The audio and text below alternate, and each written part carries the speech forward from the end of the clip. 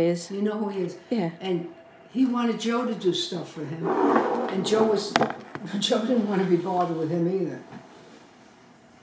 Or you could take this off. I'll write down the question. So what'd be a one question? When my brothers first found out that he was a comic book artist. Now that was 1951.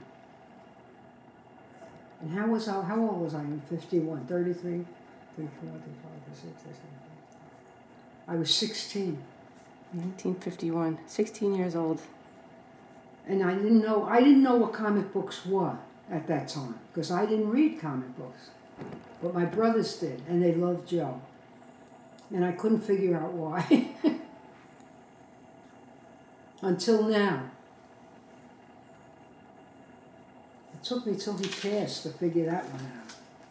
So what would be like, why did they like him compared to like other fellas? Because he was an artist, because he drew comic books, and they loved the idea. They must have, because they loved Joe. All of them loved Joe. What would be another What question? time is it? I'm taking another. 9 o'clock. Oh, good. That's when I take this. Right, that's right. Oh, it's 10 o'clock. No, 9 o'clock. You put the clock.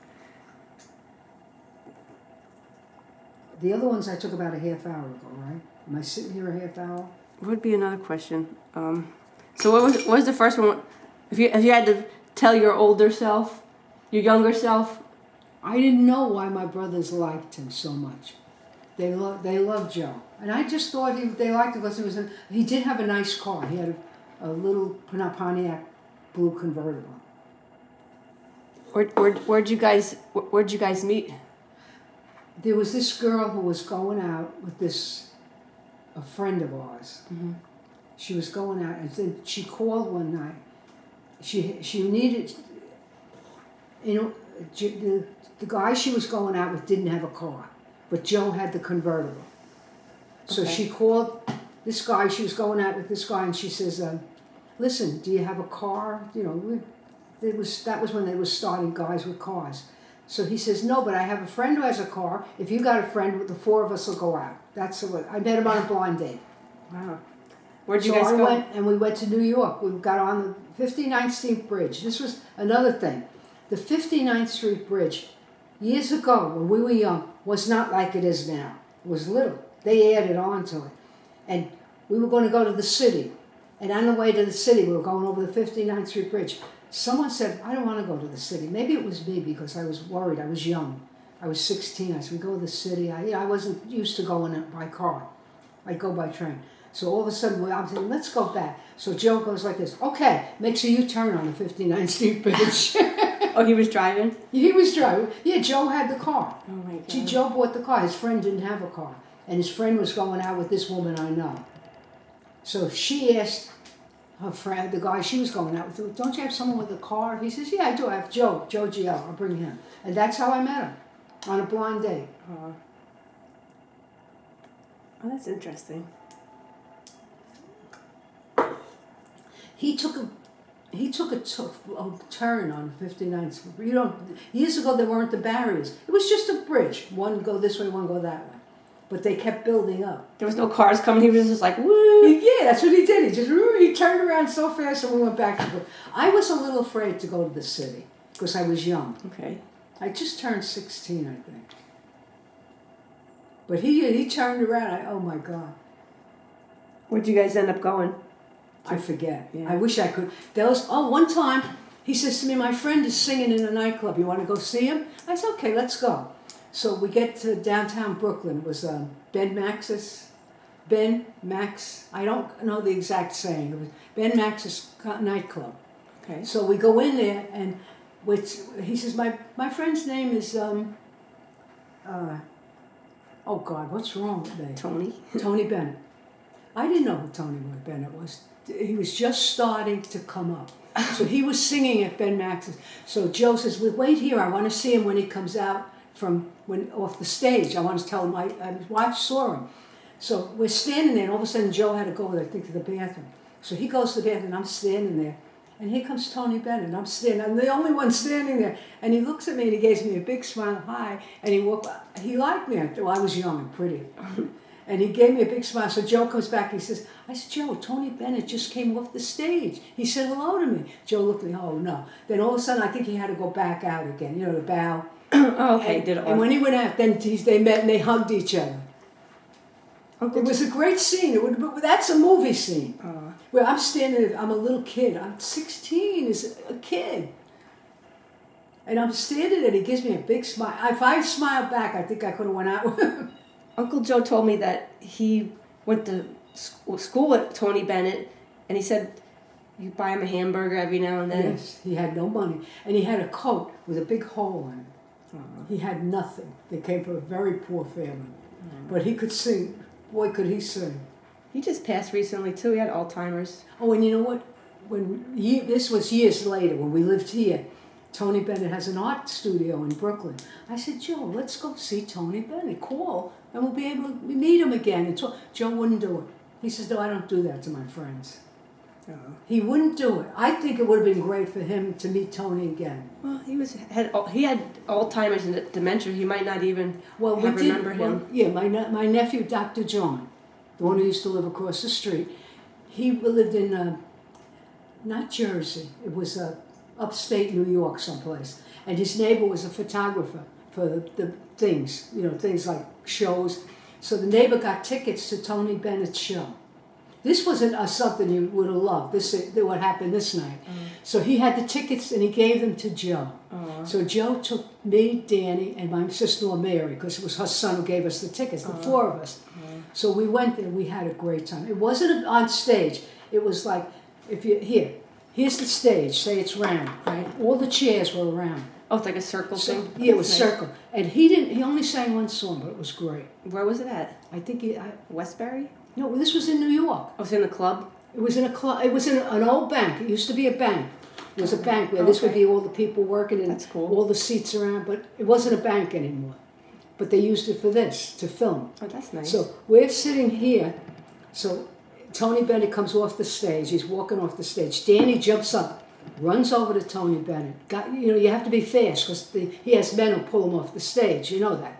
I don't mean physically. Yeah, like a security. They surround him, protect him. Right. So Danny runs up to Tony. He says, Tony, my father went to school with you. He's an artist. He wants to say hello to you. So that's when Tony started to get like weird. Right. So Joe walked in. We made Joe go over. And Joe at that time had, what is it when you get your toes, they burn? Oh, like neuropathy or something? Yeah, something in his toes. He had something because he could hardly walk. We went in the city. He could hardly walk to this place from the subway. So Joe jumps over, walks over, says, hi, Tony. He says, do you remember me? I'm Joe Giello. He says, no, I don't remember you. He says, well, do you remember Phil's Delicatessen? I used to buy you a hot dog. He said, I remember Phil's Delicatessen. And he said to Joe, hello. But the men pull him off. They don't leave. They protect him. He has men around him. Well, they have to because there's like psychotic... Oh, yes. Look at what they did to one of the Beatles. They shot him. John Lennon. Yeah, there's psychos. That guy shot him. These people are crazy. So the men, actually, we're walking over, the four of us, to say hello to Tony. And Danny's got him by talking to him. The three of us walk over and we want to talk to him. But the guy said, all right, come on. He has to get off the stage. But he did remember Phil's Delicatessen. He didn't, and that's a good thing to remember, because if you ever do that scene, you ever want to do that scene of him, that's when he started to go senile. But I could get the date for that too, because I could ask my nephew. That's all right. One artist worked with him recently, Lady Gaga. Oh, she was wonderful with him. Yes, and he remembered all the songs. Yeah. She really gave him a good end of his life for the career. And like sometimes when you have Alzheimer's, you just remember the music. Oh, you remember the music, yeah. And she cued him, and he was ready to sing. She was great. She loved him. She loved him. She thought he was a great guy, and he was. He wasn't a bad, like a druggie. I don't know if he ever took drugs. I have no idea. No, probably not. He didn't seem like that kind of guy. I mean, probably just drink like but everybody else. But that night, you would have loved either that or the first night we met him. Well, I met him. I met Tony Bennett. You probably met a lot. You met a lot of celebrities with Joe. Yeah. Oh, I did. I met so many. And you know something? Most of the artists that I met, they were down to earth people. They were like Joe. We had some great time. The thing is, if you can, write them down or tape them, some of these things, they never, like when Joe walked away and left me standing there, and Tony Bennett comes almost up to me. Oh. What was your favorite piece of art that Joe did? The one upstairs, a painting of Batman, and you know exactly who it was. Who was the first? Michael Keaton. Michael Keaton. My favorite. It's upstairs. I would love to write to Michael Keaton. If you want, we can do this. We could take a picture of it, write him, find out how you get in touch with Michael Keaton, and tell him. Send him a print. We'll send him a copy of it, and let him see. This is my father or my uncle did. Yeah, we could do that. I'm sure. It's my favorite painting. You could probably just get so fast online. You take a picture of it, send him a picture, and well, if you know how to do it, we'll get it online. Yeah, we could do that. See, you're better than me. You see me with the thing for the TV. I'm an idiot. I wonder where Michael Keaton lives. Maybe he lives in L.A. I'll take a picture. You know something? I wish Joe was alive. I could do it. We could have taken him holding the picture. I have it hanging upstairs. Michael Keaton. And you know it's Michael Keaton. Even though he's got the Batman mask on. That was one of my favorite Batman movies. It was the first. That was the first one? Yeah, and that was when they invited Joe to see it. Joe was a premier guest. They invited the artists. And Joe's walking in New York City, going to the movie where they were playing it, and he meets Stan Lee. Stan Lee was the top guy with Spider-Man. He was at Marvel. He was at Marvel. Okay. Joe was DC artist. DC is the name of the company. Marvel is the name of the other company. So he's walking along in New York, and he sees, hey, Stan, and they get together, and they're walking together. Nobody knew who they were, because nobody knew they didn't wear their names on them. Right. They were walking in the city, and they went to the place, they showed their tickets, the special ticket. I wish he would have saved that ticket. So Uncle Joe and Stan, they were friends because they worked together, right? Stanley hired Joe when he was 15 or 16. Oh wow! So how did he get that job? He knew where the companies were. They knew they were all in New York. Marvel was in New York, DC was in New York, and there's a few other companies, but that never made it as good as the others. And they knew where they were. And they graduated high school, and they wanted to get a job. So they went to Marvel, and they went to DC. They showed them their work. And Marvel gave Joey a job, the first job, to be as an artist. And they put him in the bullpen. Now, nobody realizes the bullpen was a group of artists in a room all working together. Oh, you do this, you do that. Everyone did something different. Wow. The bullpen. Did you ever go to the office and see what he did? No, I wish I did. How many men do you think worked there? There was another wife whose husband was a great artist. What's his name? He lived in Huntington.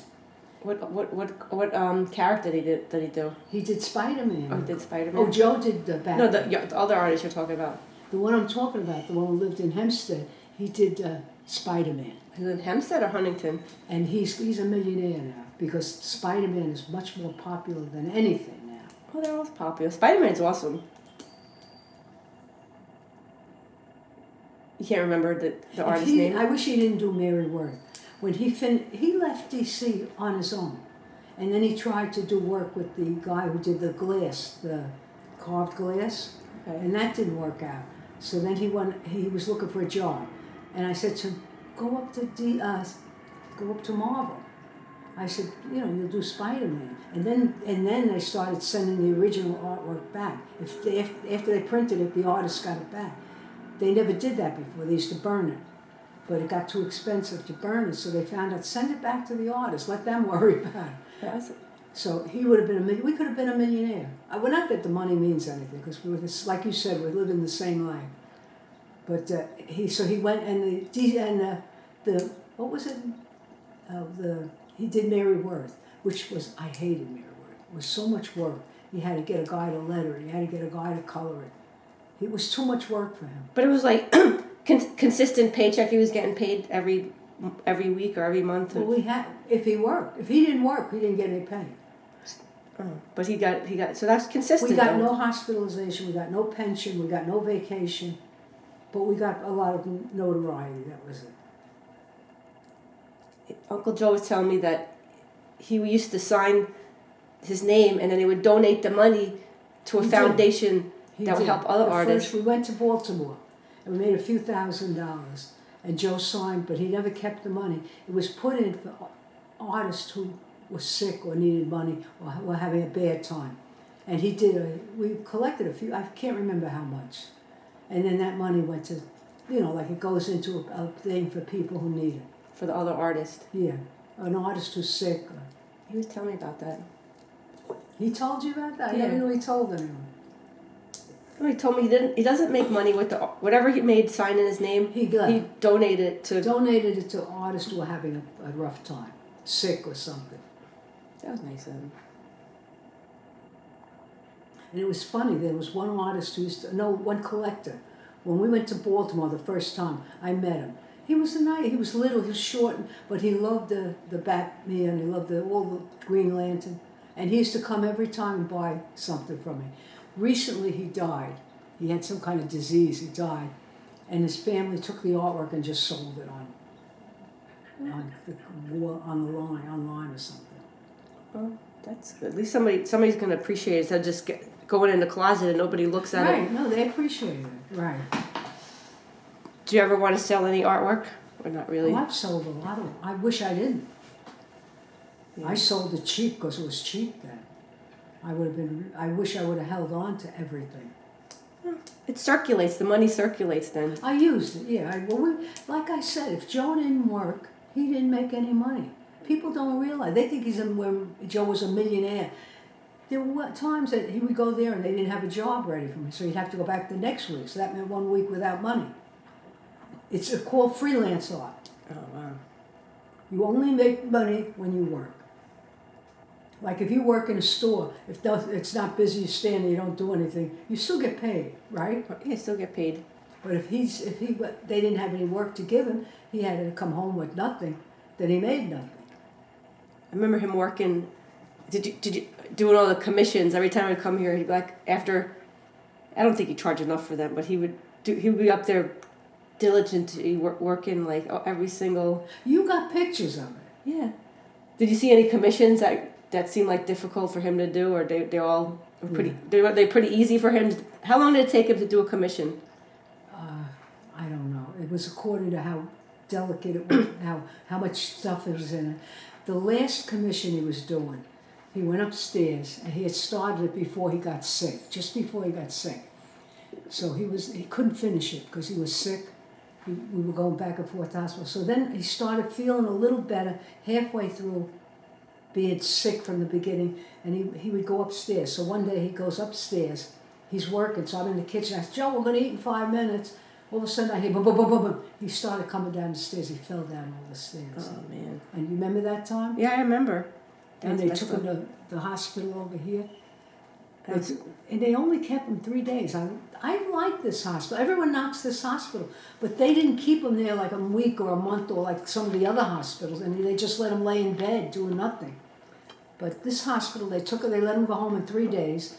But the thing that was good is I just put the rug on the steps. And the rug, I hate the rug. It's thick. I'm so sorry I got that rug. So when he fell down, he was at the top of the steps and he was sitting on it. He wasn't walking down. He was sitting like this to the side. And he passed out and he rolled down. So he didn't get hurt, which was great. Because when you're out, you don't tighten up. Like when Trump's wife fell down the stairs, she was walking like this down the steps. And she went head first. Joe went like this. He was to the side, and he just rolled down the steps. And the rug was brand new, and it's thick. Look at those thick rug going upstairs. His wife died, though. What was his wife? What was her name? Ivanka. Ivanka, yeah. She died. She was walking down the stairs like that, and boom, she hit her head. See, Joe was he was on the side. He wasn't going to walk down. He was going to go down one step at a time, sitting there. They probably had like marble tile steps or something and like hit yeah, she probably had beautiful. You're right. A really hard surface and probably whacked her head on this. Yeah. Well, tiles I don't think they would have marble. It's very slippery for steps. Marble is slippery. You know what else I find out, especially with the that. You ever go in a store and they have the black mats? Right. I find that I almost trip on those with the cane. Yeah, you The can. cane sticks to the floor, and so do some of my feet. That's why I'm not too anxious to get out and go shopping yet.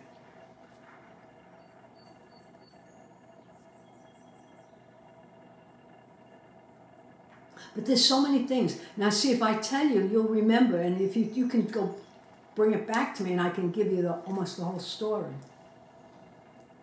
How is it? Were you guys happy? Did you plan your first child, or it just kind of happened? Were you guys, we're gonna have a baby? No, we planned it. You're like, Because after we got married, I got married when I was 18, okay. almost 19. And I never thought I was good at anything. But there was an ad in the paper for Hunter College for someone to work in the office. So I went, and I got the job. And I was the best one there. I'm always thinking I'm a stupid idiot. I ended up running the office after 3 years. Oh, wow. And then I got pregnant. Did you have to quit, or did you have to just keep working? I wish I would worked one more year. I would have had a pension. 4 years and you get a pension. I was just shy of 4 years. But I had Joey. And I worked, and I ran the office. I can't believe it. The other people there, I could do anything. Like you, I see you can do anything. You remind me of me when I was young. And I went in there, and we just got an IBM machine. So I said to Dr. Darkewall, he was the professor who organized these things. I said, Dr. Darkewall, what are you doing? It was a machine. He's putting papers in like this. He puts papers in. They come out. And I'm watching him. I said, what are you doing? He says, this is the first IBM machine out on the market. This corrects papers. You know when you go and you put the little... Oh, the dots? Where you the dots. It was the first... Now, if I would have taken $100 and bought $100 worth of stock, I would have been a billionaire now. Yeah. And then what else? Oh, and then we had Xeroxes. I never saw a Xerox before. I never saw an IBM machine before either. So one day we get these two machines in the office. And what's that, Dr. Dahl? Oh, these are Xerox machines. Xerox? Who the hell knew what a Xerox was? So he showed me how to do it. And I knew how to do it right away. I had a knack for a mechanical knack, naturally. So he showed me how to do it. I did that. I did the IBM machine. And had I been smart, I was only 19. Remember, I was only a kid. He said, buy these stocks. If I would have bought the stocks, I would have been... But that's, you didn't even know. All right, I'm not worried about that. But that was one thing I wish I did do, but I didn't. To buy stocks? I really had no money. Joe didn't have. You know what? When Joe made money with the comics, he gave it all to his parents. He was good to his parents. He made sure they had Christmas. He made sure he gave them money. Because he was working maybe 4 or 5 years at comics by the time I met him. Because he went right from high school. So he was, 18, 19, 20, 21, 22, 23, 24. He was 24 when I married him. He was older than me. So he was working for 4 years, and any money he made, he gave to his family. So did you guys live with the parents? Yeah, he lived with his parents. Oh, you didn't live with him after you got married? No, after we got married, we got an apartment around the corner from his parents. Oh, so... And I went to work. I used to walk up to the station, and then we lived in Astoria. Okay. And I used to walk up to the train, and I can't believe what I did. I would take the train from Astoria to around where my mother lived in Brooklyn. How long was the train ride? I forget, maybe an hour. That Because we had to go to New York. Oh. From Astoria to New York. Oh, you And had we to go- changed and got the Brooklyn train. You had to go back, to Penn Station, or took a Yeah. subway or something? I used to take the train all over. I see my grandchildren doing it now. In New York, they're Nikki and Jackie. They take the train at night. They're not even afraid. I'm be afraid to get on the train. See, that's the difference. As you get older, you lose that security. I used to go home, see my mother do things for her, and then I'd go back home to Astoria. Because, you want to see your parents. Right. I was only 18. And I'd walk with my big portfolio. I had a portfolio. Joe bought it for me. And I would put artwork in it. I don't know what I put in, but I would walk to school with it. I'd go to Hunter College. I looked good. I had a big portfolio. Did you dress With nothing in. What kind of clothes did you wear? Whatever was in style, I bought clothes. Yeah, did you wear dresses, or did you wear pants? Yes, we wore dresses. You had to wear a dress to work every day? I think I did. But then I don't really... No, at work we had a little jacket, like a little thing. Like a blazer? Yeah, not a blazer. It was you would put it on and tie it in the back because we worked with a lot of ink, so we didn't want to get the ink on us. We also did all their photostating work. See, I went in there and I could do all this. A hunter? Yeah, and don't ask me how. I would look at the machine. They'd give me, oh, this is what you do. They'd show me once, and I could do it. Wow. Now I can't do that now. Like you see last night with the thing, I couldn't do it. You lose that great feel when you're young. See, I was young. I could have done anything at the time. Was it a women's school back then, or just mixed when you? It was a women's school when I first went there, but then they changed it. They changed it to a guy. The men could come in, but it took a while because what happened is they had a pool. So the men would come in. You know, anyone could walk into college at that time, Right. and the men would sit and watch the girls when they were swimming. Oh my God. So they ended that fast. Oh, they took the pool out. The pool is still there, no? Sarah graduated Hunter College. Yeah, I feel like I graduated there too. One night Joe came up, I had to work. Like I would do private work. The professor would come to me, oh, I need this typed up and put together and stapled and everything. I said, all right, I'll do it. I charge him $20. So Joe came up one night. I did a job for someone, and he didn't want me to go home late. It was late. I forget what time. So he says to me, where's the bathroom? I said, well, this was a woman's college, so they don't have a bathroom on every floor. I said, you got to go downstairs or upstairs. He goes out. All of a sudden he comes back and he looks so embarrassed. What happened? He said, oh my God. He said, I used the bathroom on this floor. He says, and while I was in there going to the bathroom, a cleaning woman come in. And she says, how are you doing tonight? And she knew he was a man because the men stand a different way when they pee, right? Oh my God. So he says, all right. And he didn't know what to say. And she ran out, the woman. So she must have seen him when he came out of the bathroom. That's pretty funny. Wait, that's not the end. So when I'm ready to go, he tells me, you know what happened? He tells me about that. I said, don't worry about it. So we both go to the elevator, and we're standing there, and the elevator door opens up, and guess who's in front of the wall? The woman who saw him in the woman's bathroom. Oh, the cleaning lady. She ran over, oh my God. So he tells me what he did. I said, I can't take you anyplace, I told him. Well, there's nobody there. No, that's what he figured. There was no students there because it was at night. But still, you don't use the woman's bathroom. Well, people do these days sometimes. Oh, yeah, of course they do. Now you can. Now it says if you think you're a girl, you can do it. If you think you're a boy, you can. But then it was a little different. Though these are things I've never told anyone. Yeah, I loved Hunter College. I loved the intelligent people that came in. I loved the teachers. I really should have went to college. Well, you kind of did in a different kind of way. Right, that's how I feel. And you know something? My book, you know the book when you graduate elementary school? Right. It says, what do you want to be when you grow up? I wrote artist. What college do you want to go? I put Hunter. I married an artist, and I went to Hunter College and worked. So I must have had a premonition. Your other half did the art. Yeah. Well, you were the backbone. Like, do you think if you allowed him to do the art, like you didn't say, go work on be a fireman or be a cop or something. You didn't tell him anything. You didn't ever tell him to do anything else. And I never thought to do that. I never told Joe to do anything. Joe did what Joe wanted. He just did everything. I was never the type, you got to do this. We need that. I didn't even want this room. He wanted a big room because he loved to have the family to eat. He says, look, we got a nice, and we used it a lot of times. That's nice. So these are things I never told anyone. But they happened, and I remember them. So while I still have a little memory, I loved him. I wish I would have stayed at Hunter another 4 years before having children. But I wouldn't have had Joey or Danny. Just say I stayed another 3 years. Yeah. That would have been 3, 4, 5, 6 years there. So once you had the kid, you're like, just became like a housewife? I wanted to have a kid. Yeah, I wanted, all of a sudden I wanted to have a kid. And we had a kid. We had Joey. And you still lived in Astoria? We lived but we lived not in Astoria. You know where, it's Northern Boulevard.